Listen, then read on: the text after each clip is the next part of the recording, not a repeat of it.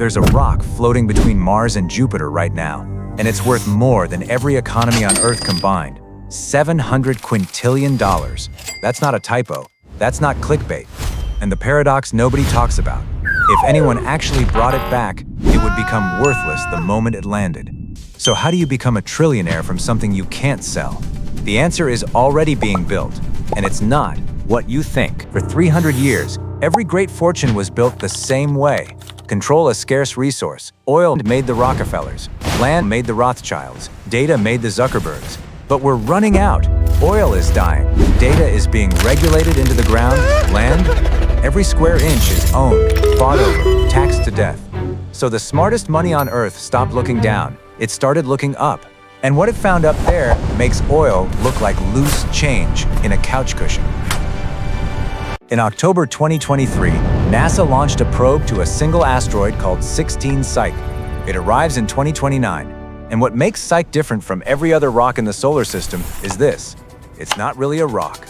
Scientists believe it's the exposed iron core of a dead planet, a 140-mile-wide ball of nickel, iron, and possibly gold just floating there. The theoretical value? Estimates range from $10 quintillion to $700 quintillion. But here's what no headline tells you: that number is a lie. Because the moment you bring even 1% of it home, the price of every metal on Earth collapses overnight. So the real winners aren't the ones bringing it down. They're doing something much smarter. For decades, asteroid mining was science fiction for one simple reason: cost. In 2010, putting 1 kilogram of anything into orbit cost $54,000. A single mining robot would have cost more than the GDP of a small country just to launch. Then something quietly broke the universe. Reusable rockets. SpaceX dropped that number to under $1,500 per kilogram. Starship is targeting 100. That's not an improvement, that's a 500x collapse in the fundamental cost of leaving Earth. But cost was only half the problem. The other half is physics. Asteroids aren't solid gold nuggets you can drill into. They're rubble piles, held together by gravity so weak a sneeze could push you off. You cannot mine them like a mountain. You have to bag them, wrap them in giant solar mirrors, and cook them until the metal oozes out. We're not talking about mining anymore. We're talking about space fishing. And here's where everyone gets it wrong. The most valuable thing in space isn't gold. It isn't platinum. It isn't even rare earth metals. It's water.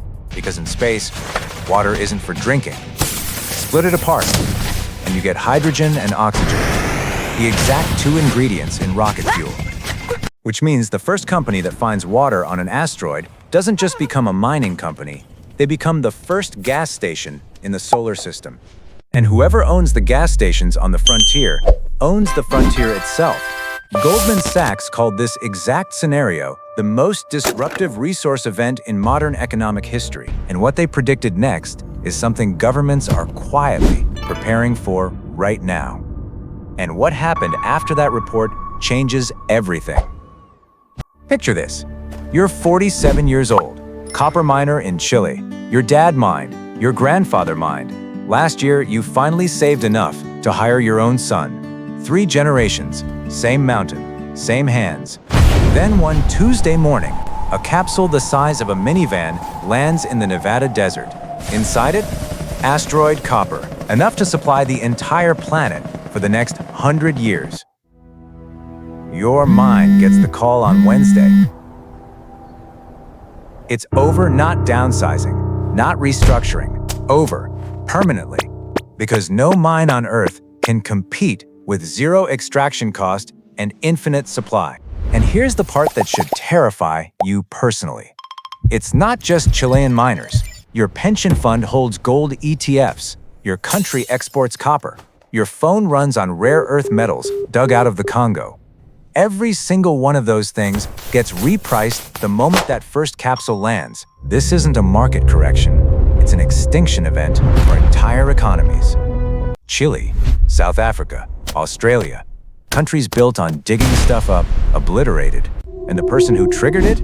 They don't answer to Chile. They don't answer to the IMF. They don't answer to anyone. Because of something that happened in 2015 that almost nobody noticed. In 2015, the US government passed a law called the Space Act, quietly, no fanfare, buried under a slow news week.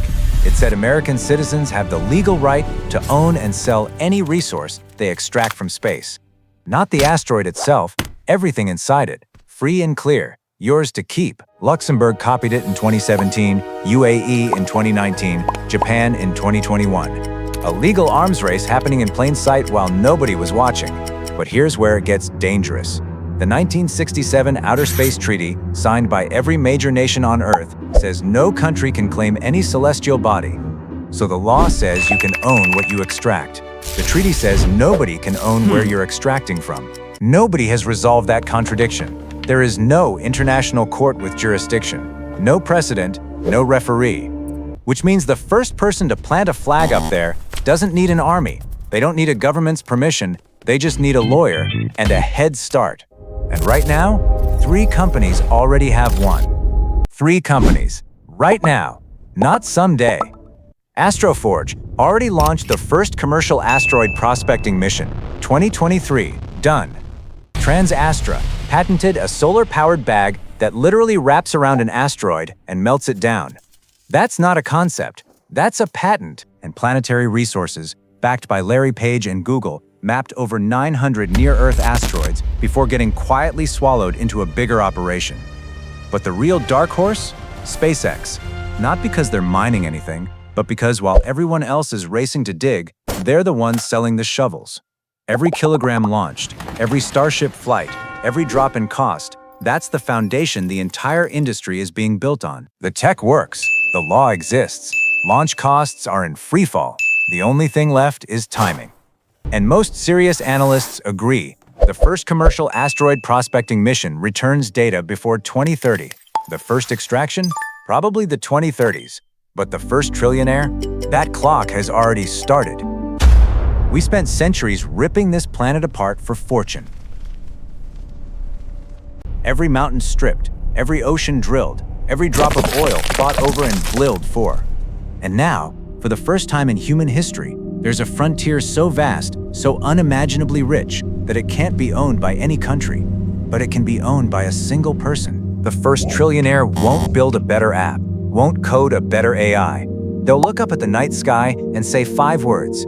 If one person owns the fuel supply of the entire solar system and never has to answer to any government on Earth, what does that make the rest of us? Drop your answer below. I read every single one.